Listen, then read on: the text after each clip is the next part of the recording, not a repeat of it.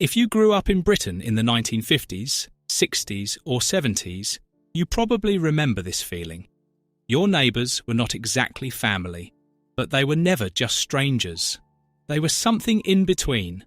People who lived close enough to hear your arguments through the wall. People who noticed when your dad got home late. People who knew when your mum had visitors. People who might lend you sugar at 6 p.m. and then judge you quietly for not returning the bowl. That was the strange genius of British neighbour life in the mid-20th century. It ran on unwritten rules. No one handed you a list. No one explained the system. You just learned it. By watching adults, by hearing tone, by getting told off, by seeing what happened when somebody crossed the line. And those rules mattered, because in Britain of that era, people often lived closer together, with less space, less privacy, and more dependence on the people around them than we like to remember. Terraced houses, semis, council estates, shared walls, shared sounds, shared streets. So this is the story of the unwritten rules of British neighbours in the 1950s to 70s. The rules that kept streets calm, prevented little problems from becoming big ones, and made ordinary communities feel like communities. Not perfect communities, not friendly all the time, but connected. The first rule started before anyone even knocked on a door. 1. You noticed everything, but you pretended not to. This might be the most British rule of all. Everyone knew things. Who had people round? Who was arguing? Who got a new carpet? Who bought a new car? Who was struggling? Who was doing all right? Who had a son always hanging around the street? Who was behind on something? Who was ill?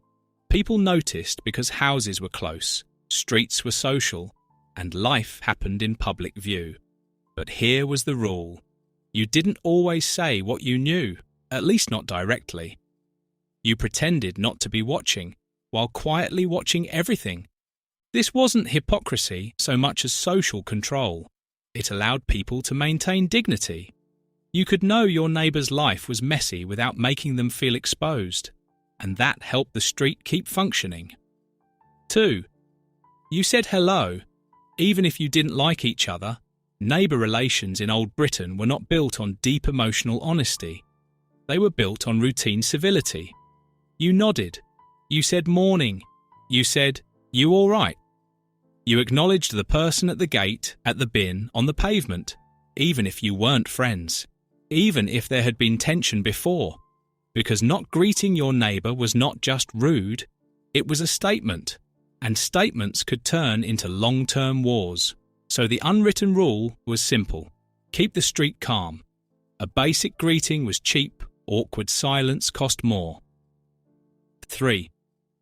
You didn't arrive empty-handed when asking a favour, or you repaid it properly. Need some sugar, tea bags, an egg, a screwdriver, a hand lifting something, someone to watch the kids for 10 minutes.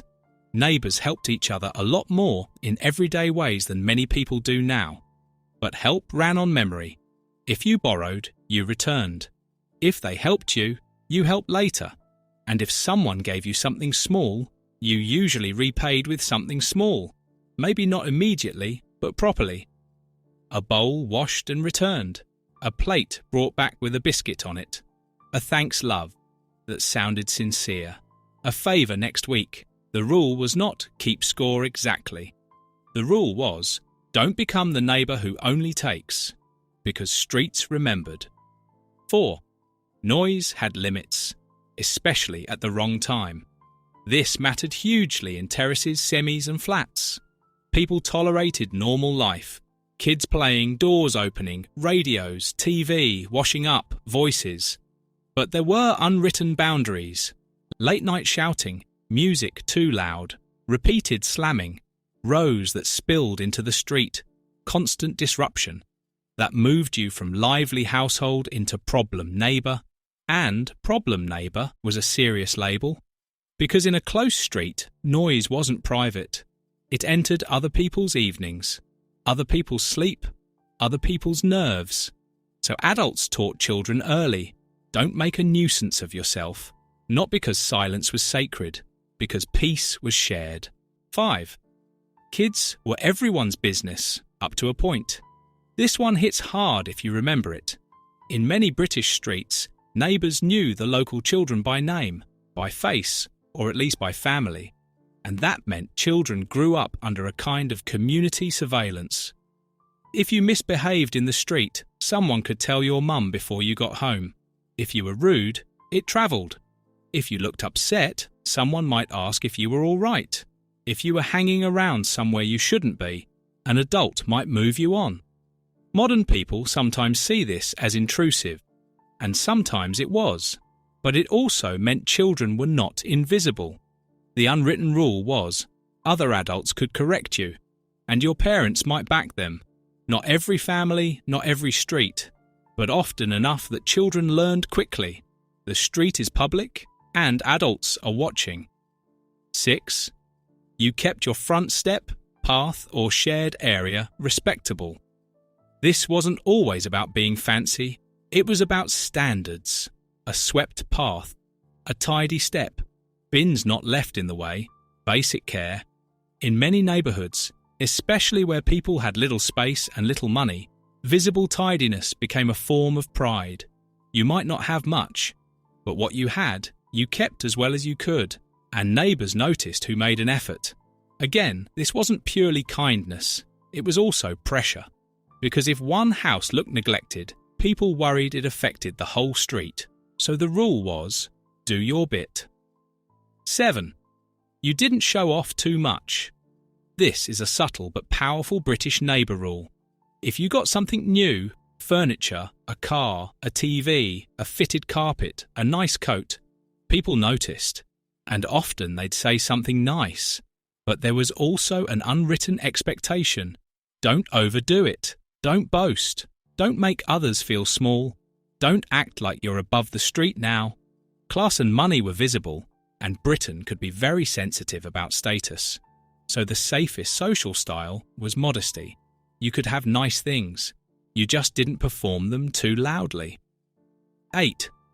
Gossip existed, so you learned to speak carefully. Let's be honest, neighbourhood gossip was everywhere, at the gate, at the shops, over tea, across the fence, on the doorstep. It could be warm and harmless. It could be cruel. It could be useful. It could be unfair. But whether people liked it or not, gossip was part of how information moved. So the unwritten survival rule was, assume what you say may travel.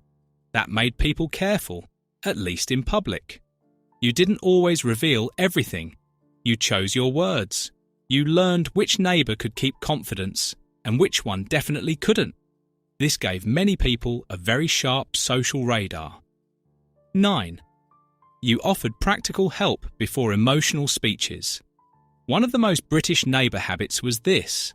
When something went wrong, help often arrived in practical form first. A casserole, a cup of tea, watching the kids, lifting furniture, a lift somewhere, checking in, posting a letter, helping after illness or a funeral, not long emotional conversations, not "I'm here for you" speeches, just "What do you need? I've brought this. I can do that." In the 50s to 70s, many people were more comfortable with practical care than emotional language, and neighbour life reflected that. It could feel reserved, but it was often deeply real. 10. You didn't stay too long on the doorstep unless invited in. The British doorstep is its own world. A quick chat was normal. A longer chat happened often. But there was still an unwritten line. People had things to do, tea to make, children to sort, washing to bring in, dinner on. So you learned the rhythm. Chat a bit, read the signals, don't trap someone. And if you were invited in, tea offered, coat off, then the visit changed category. This mattered because time and space were limited. Neighbourly contact worked best when it respected routine. 11. Boundaries existed, even in close streets. People often romanticise old neighbourhoods as if everyone was constantly in each other's houses. Sometimes that happened, But just as often, there were strong boundaries. You could be helpful without being intimate, friendly without being close, neighbourly without sharing your whole life. And those boundaries were part of what made the system work. Because not everyone wanted deep friendship. Some people wanted peace, predictability, and mutual respect. The unwritten rule was, you don't force closeness, you let it grow, or not. 12. If there was trouble, the street knew, but the street also judged how you handled it. Arguments happened, money problems happened, drinking problems happened, police visits happened, family rows happened, people knew. But in many places, what mattered socially wasn't just the problem. It was how the household carried itself afterward. Did they cause chaos for everyone? Did they bring drama into the street? Did they keep going? Did they stay respectful? Did they create fear? Did they apologise if needed? British neighbour culture could be harsh, yes. But it was often less interested in perfection than in manageability. People could tolerate a lot if you didn't make life difficult for everyone else. 13. Borrowed children, borrowed tools, borrowed time, but not borrowed trust. Old neighbour life often involved constant low-level sharing. A child in someone else's kitchen after school, a cup of sugar, a ladder, a washing line pin, a pan, a sewing needle, a quick phone call if someone had a telephone and someone else didn't. This made life easier, but it also depended on one thing: trust. And trust took years to build and one bad moment to damage. So the rule was, protect trust like it matters. Because it did. In a world without instant services and apps, good neighbours were infrastructure. 14. You represented your house in public. Children heard this directly. Adults lived it quietly. How you behaved at the gate, in the street, at the shops, or speaking over the fence reflected on your family. You didn't have to be posh. You didn't have to be perfect. But you were expected to be decent. Please and thank you. No unnecessary rudeness, no public disrespect, no making the family look bad. This could feel strict, but it also helped hold neighbourhood standards together. Reputation was local currency, and everyone was spending it. 15. The deepest rule: be reliable. This may be the one that mattered most. Not glamorous, not sentimental, reliable. If you say you'll keep an eye on the house, do it. If you borrow something, return it. If someone's in hospital, check in. If a child needs to wait inside for 5 minutes, let them. If an older neighbour needs a hand with bags, help. If someone is grieving, knock, or at least send something. You didn't need to be everyone's best friend, but you needed to be someone the street could count on. That was neighbour respect. And in post-war and mid-century Britain, where life often ran on tight budgets and strong routines, reliability mattered more than charm. So when people say neighbours were different back then, what do they really mean? They usually don't mean everyone was nicer. Some weren't. They mean there was a code, a set of habits that made daily life more predictable. Say hello, keep noise reasonable, help when needed, don't take advantage, watch the children, respect boundaries, be reliable. It wasn't perfect. It could be nosy, it could be judgmental, it could be hard if you didn't fit the local mould, but it also created something many people still miss. A sense that your street was not just a row of houses. It was a human system, and you had a place in it. The unwritten rules of British neighbours in the 1950s to 70s were never really about politeness alone. They were about survival with dignity. How do you live close to people, hear their lives through the walls, need them sometimes, and still keep peace?